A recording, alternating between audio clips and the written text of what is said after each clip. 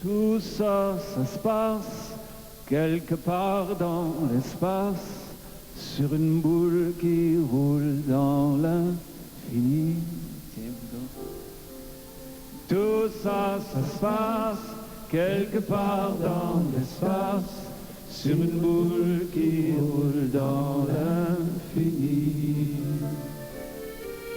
Tout ça, ça se passe quelque part dans l'espace, sur une boule qui roule dans l'infini. Tout ça, ça se passe quelque part dans l'espace, sur une boule qui roule dans l'infini. Tout ça, ça se passe quelque part dans l'espace, sur une boule qui roule dans l'infini. Tout ça, ça se passe quelque part dans l'espace, sur une boule qui roule dans l'infini.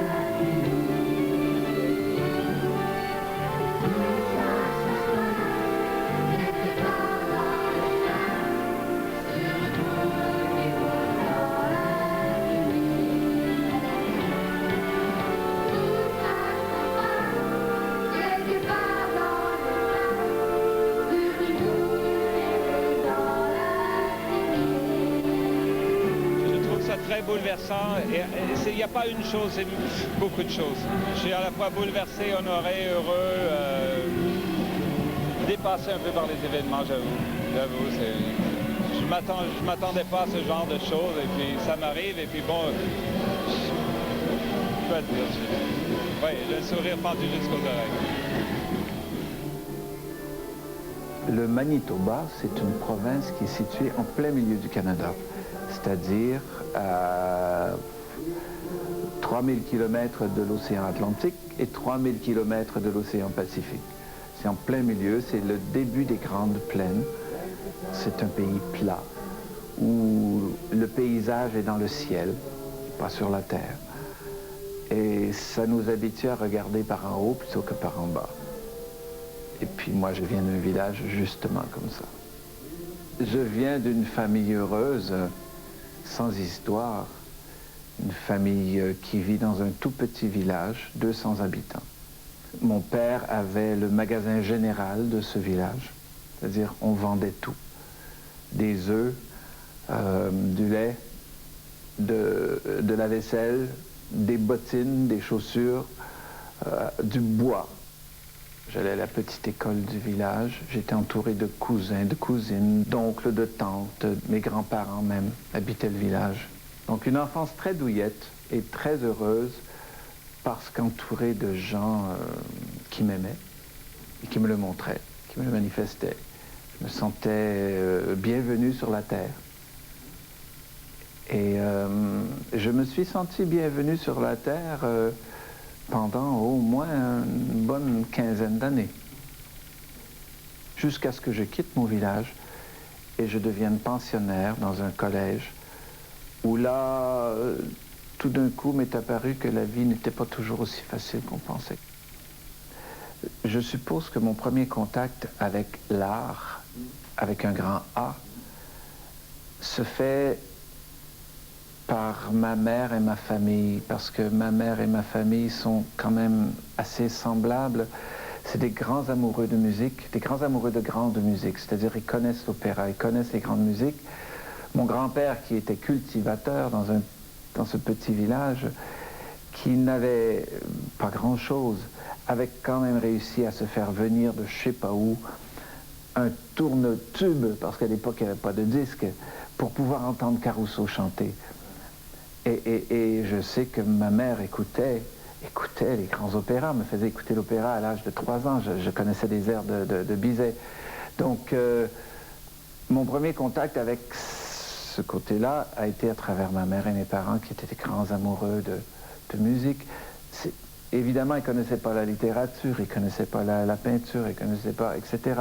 Mais la musique, c'était quelque chose qui leur parlait et qui m'a parlé très vite, moi aussi. Béni soient les femmes qui aiment encore les hommes. Quand on voit ce qu'ils font, quand on en fait la somme. Béni soient les femmes qui aiment encore les C'est en arrivant à Saint-Boniface, au collège chez les Jésuites, que je me suis rendu compte qu'il y avait nous et les autres. Parce que chez moi, dans mon village, il y avait les Anglais, il y avait les Français, mais finalement, on était tous pareils. Je ne sentais pas la différence. Et arrivé à Winnipeg, je me suis rendu compte que j'étais francophone, qu'il y avait des discriminations, par exemple. Je me suis rendu compte qu'il fallait se battre pour avoir un minimum de droits. Je me suis rendu compte qu'on n'avait pas le droit d'apprendre le français à l'école. Quand j'étais à mon école, je ne m'en rendais pas vraiment compte. On avait droit à 45 minutes par jour de français, alors que nous étions une communauté francophone. Et c'est au collège et après, en connaissant la communauté franco-manitobaine, parce que c'est un microcosme, c'est un 50 ou 75 000 Français francophones qui habitent dans un océan d'anglophonie, parce que le Manitoba est au centre de l'Amérique, et je vous dirais que les États-Unis sont à 20 km au sud, et là, il y a 300 millions d'anglophones.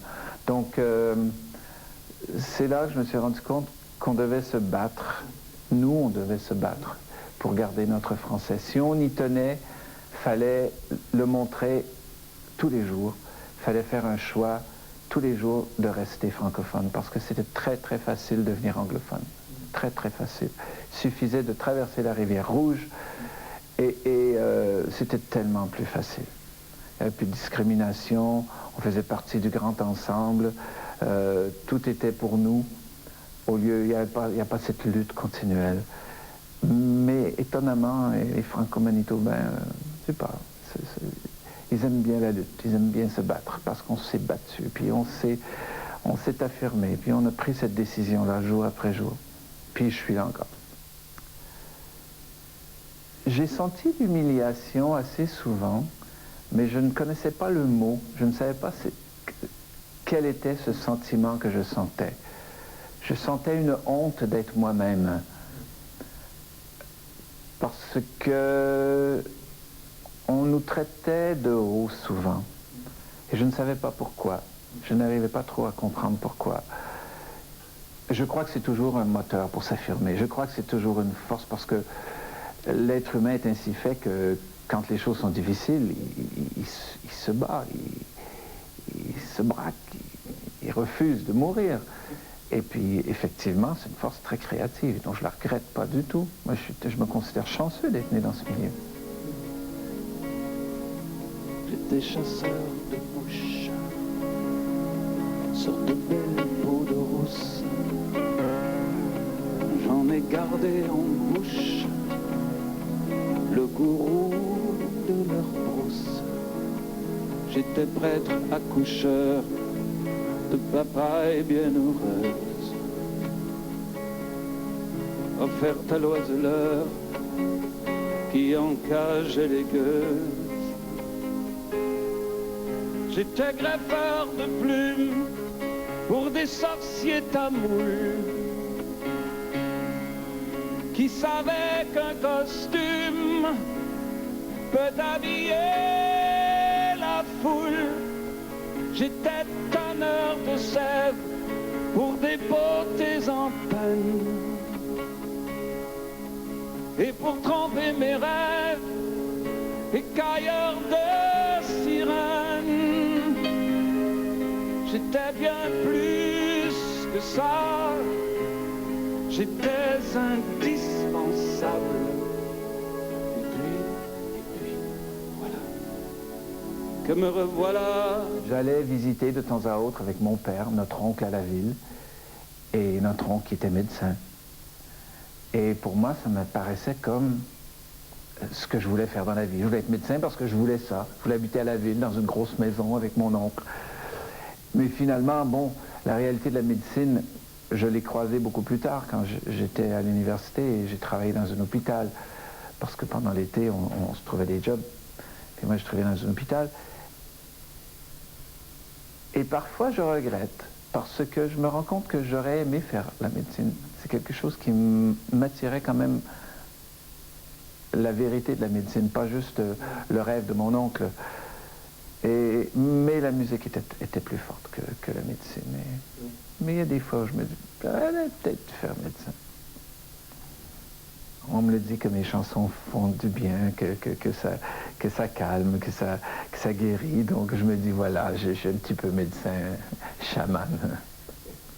Viens que je te violoncelle, viens que je te crépuscule, ma petite hirondelle, ma tendre libellule.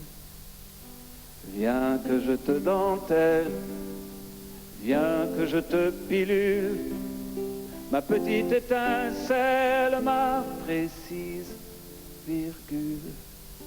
Viens que je te patience, viens que je te mystère, ma petite innocence, mon obscure lumière. Et la raison pour laquelle je ne suis pas devenu médecin,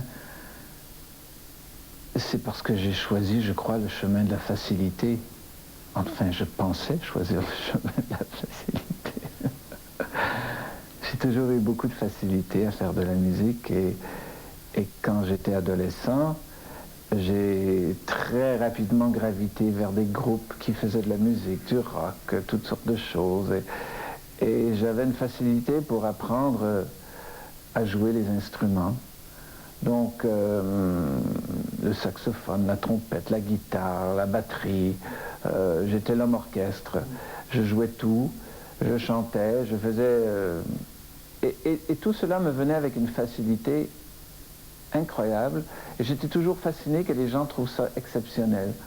Parce que pour moi, il n'y avait rien d'exceptionnel. Je prenais un instrument et au bout de 10 minutes, je savais un peu jouer l'instrument et je trouvais rapidement.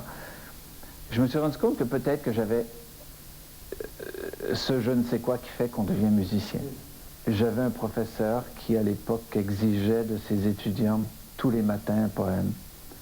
Il fallait lui remettre par écrit tous les matins ce qu'on avait écrit comme poème dans la nuit ou dans la... peu importe, mais il fallait que le matin, et lui corrigeait, et dans la journée, pendant ses heures libres, il corrigeait, il nous redonnait le soir notre cahier pour que le lendemain, on lui remette encore un poème. Et un jour, je reçois le commentaire d'un petit poème que j'avais fait. Il m'avait mis à mettre en musique. Et ça m'avait paru un peu bizarre à mettre en musique. J'ai dit, mais comment ça, à mettre en musique? Puis je suis allé voir, je me souviens, je me suis dit, mais qu'est-ce que tu veux dire à mettre en musique? Mais il dit, c'est une chanson. Je dis, ah bon? C'est une chanson, ça? Il dit, ouais, c'est une chanson. Je te ferai la même. Alors m'est venue l'idée, c'est fou, j'y avais pas pensé avant, que je pouvais écrire une chanson. C'est fou. Et je me suis dépêché, j'ai été trouver le premier piano, je savais où il y en avait un derrière dans une salle. Et j'ai dû passer 3 jours à essayer de faire une chanson, une musique, une chanson. Et ça a été ma première chanson que je n'ai pas... Vous voulez que je la... Ah non, je me souviens plus.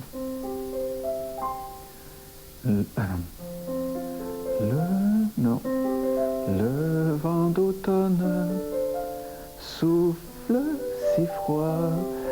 Écoute, j'avais 17 ans, 18 ans. Si monotone que j'en pleure parfois. Quelque chose comme ça. Et c'est une longue chanson sur l'automne et les feuilles qui tombent et l'amour qui meurt et tout. L'amour est juste avec les gens, il donne autant qu'il prend, même qu'il rapproche les continents, toujours et toujours en mouvement. L'amour est juste un coup de sang, un coup de cœur, évidemment, chacun vers l'autre l'on se tend, quand on l'écoute et on l'entend. L'amour est juste un sentiment, mais on ne pourrait pas vivre sans. L'amour est juste et justement, c'est pour ça qu'on lui ment souvent. Quand l'occasion s'est présentée à la fin de mes études de partir en tournée avec un groupe, j'ai même pas hésité, j'ai dit j'y vais. De toute façon, pour le moment, je voyais ça comme une aventure, un changement de décor. Je ne pensais pas, même à ce moment-là, d'en faire un métier, d'en faire une carrière. Mais je voyais ça vraiment comme je m'en vais voir le Québec, je m'en vais avoir un peu de plaisir, faire de la musique tous les jours. Il n'y avait rien de mieux sur la terre. L'amour est juste et justement, c'est pour ça qu'on lui ment souvent. groupe s'est dissous parce que c'était vraiment très dur. Et mes copains sont retournés au Manitoba, mais moi qui avais découvert le Québec à travers cette année, me suis rendu compte que j'y étais très bien et que j'avais pas vraiment envie de retourner au Manitoba. Je travaillais de temps à autre dans des pianos-bars parce que c'était de l'argent vite gagné, facile. J'avais tout ce qu'il fallait, je chantais, je jouais du piano et je partais comme ça, ici et là, dans des bars à Sept-Îles, à Bécomo, à l'autre bout du Québec, parce que c'était très payant. Et je travaillais pendant 3 semaines et je revenais à Montréal et là, je faisais une vie de bohème, je foutais rien sauf travailler, faire des chansons. J'écrivais des chansons, je me promenais, je regardais le monde et puis je crois que ma préoccupation à l'époque était quand même d'écrire des chansons. J'ai quitté mon île quand on m'a envoyé. Le premier disque que j'ai fait, bon, il y a eu quelques petits succès, mais c'était pas grand-chose. Il y a une chanson qui reste de ce disque qui s'appelle « J'ai quitté mon île », qui est une chanson qui est entrée dans l'inconscient collectif, si vous voulez. Tout le monde la connaît. Et pourtant, ça n'a jamais été un succès à la radio. Ça n'a jamais été un numéro, quoi que ce soit. Étonnamment, j'ai découvert avec les années que les chorales à travers le Québec chantaient cette chanson-là, que tout le monde la connaissait.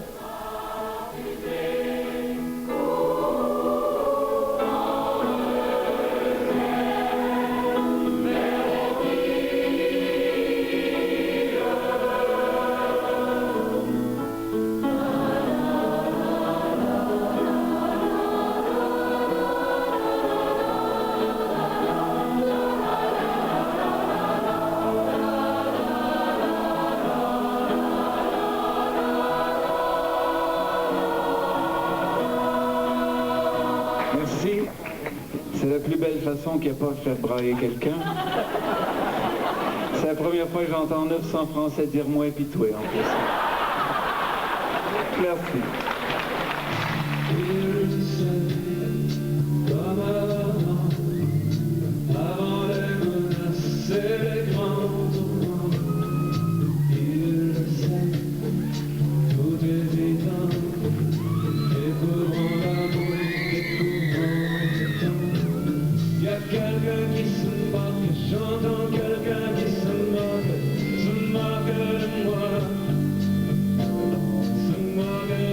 Il vient d'un album qui s'appelait Tension, Attention, au Québec. En France, ça s'est appelé Il s'aime. Ce disque que j'ai fait, qui était pour moi le disque de la dernière chance, parce que je gagnais pas ma vie. Tout ce que je gagnais retournait dans la production, puis dans tout. Et donc, je commençais à être un peu frustré, puis je vieillissais, j'avais 34 ans, 35 ans. Puis je me disais, bon, je vais pas quand même vivre comme ça toute ma vie, parce que vraiment c'était salaire de pauvre, vraiment très pauvre. Et je me souviens ce jour-là, le jour de la journée où j'ai fait cette chanson, je travaillais comme tous les jours, je composais des chansons. J'avais arrêté vers midi pour aller me faire un sandwich dans la maison. J'avais allumé la télé, j'avais écouté le téléjournal de midi et il y avait des images de Beyrouth. Parce que c'était 1983, je crois, que j'écrivais cette chanson.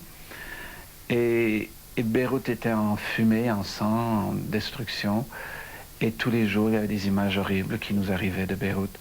Et j'avais vu ces journées-là, sur le reportage, 2 jeunes qui se tenaient la main dans les décombres.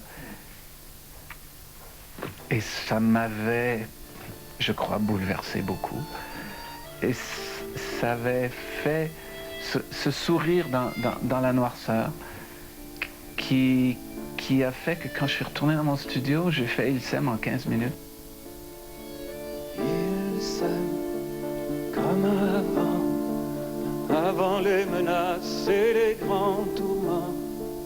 Il s'aime tout hésitant, découvrant l'amour, découvrant le temps. Il y a quelqu'un qui se moque, j'entends quelqu'un qui se moque de moi, se moque de qui? Cette chanson-là, je la chante encore et je ressens toujours la même émotion parce que Je me transpose à Jérusalem, je me transpose à Bagdad, et elle est toujours vraie, elle est toujours terriblement vraie, cette chanson. Et malgré les regards remplis de désespoir, malgré les statistiques, ils s'aiment comme des enfants.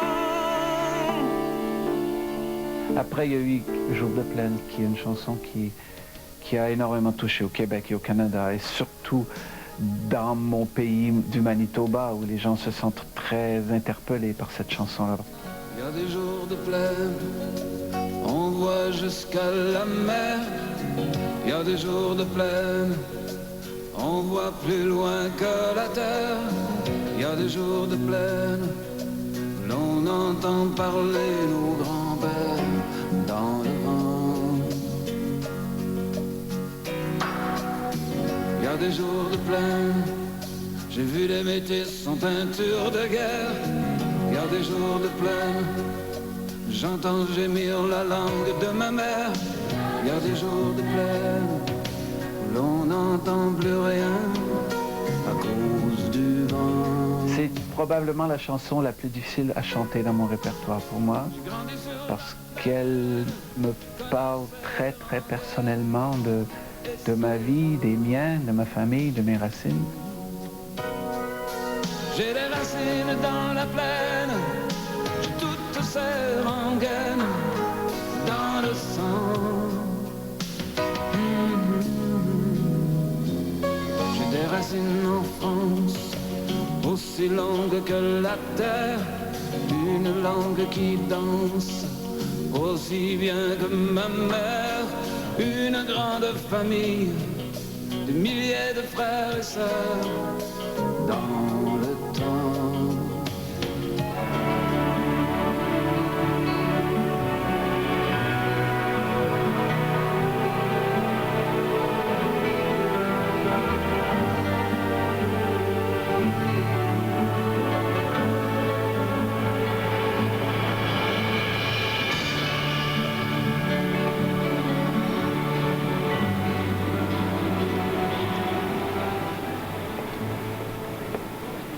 Le succès de Notre-Dame de Paris, pour moi, ça a été comme une vacance. Ça a été, j'ai toujours dit, c'est la croisière s'amuse pour moi. Je venais de traverser une période très difficile, j'étais en pleine reconstruction, et puis tout allait plutôt bien. Belle, est-ce le diable qui s'est incarné en elle? Quand Notre-Dame fut terminée, moi je suis rentré chez moi, retourné à faire ce que j'avais envie de faire. Je me suis dit, bon, merveilleux. En plus, ça avait un peu remboursé les pertes, et je me retrouvais dans une situation pas trop désagréable, de pouvoir justement avoir, comment dire, le temps de travailler en paix. Et c'est ce que je faisais. J'ai passé, je crois, une année à composer des chansons, à faire que ça, chez moi, tranquille.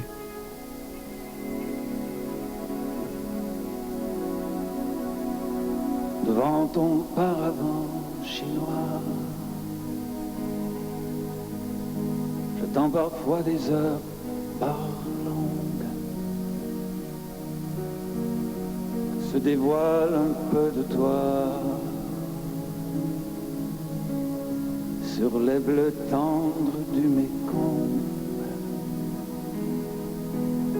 qu'il me dessine l'idéogramme arénacé de tes contours, et le delta violine et femme où se méandrent les amours. J'avais dit à tout le monde, si je refais un disque, je vais le faire, mais je vais le faire comme j'ai envie de faire. Je ne ferai pas un disque qui soit formaté commerce. Je vais faire un disque qui pour moi est un disque d'émotion, un disque de tranquillité. Si vous le voulez, je vous le fais. Tout le monde a dit oui, d'accord, d'accord. Comédies humaines est certainement ma version de ce que je crois être la chanson française.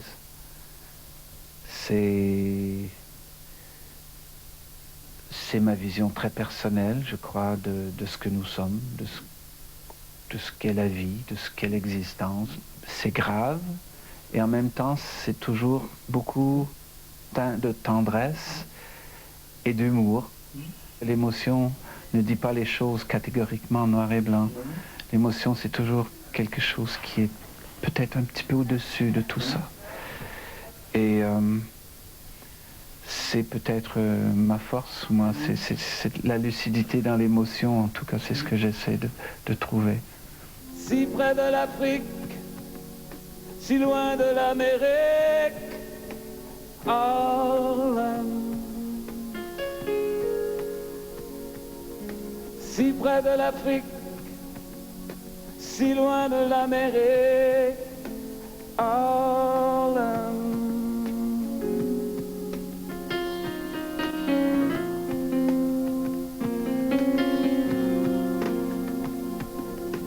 Lennox est 137e, maison brune, toutes les mêmes, murs lépreux qui se gangrènent, tous les jours à Harlem. Vous parlez de rébellion tranquille, je crois, oui, ça me correspond parfaitement. Je ne prends jamais de qui que ce soit la vérité pour acquise. J'essaie toujours de comprendre par rapport à moi ce qu'est vivre. Je ne prends aucune formule préparée. Je résiste autant que je peux à tout ce que je crois faux. Je ne le crie pas peut-être et je ne porte pas des drapeaux rouges ou noirs et je ne fais pas ça. C'est pas ma façon, je suis pas comme ça. Mais c'est vrai qu'il y a énormément de rébellion dans ce que je dis. Bénis soient les femmes qui aiment encore les hommes. Quand on voit ce qu'ils font, quand on en fait la somme, bénis soient les femmes qui aiment encore les hommes. Ils se créent des empires et des palais de verre. Ils prennent leur désir pour ce qu'il reste à faire. Ils réclament l'amour, ne pensent qu'à le faire et vivent au jour le jour. Demain, pas mieux qu'hier. Bénis soient les femmes qui aiment encore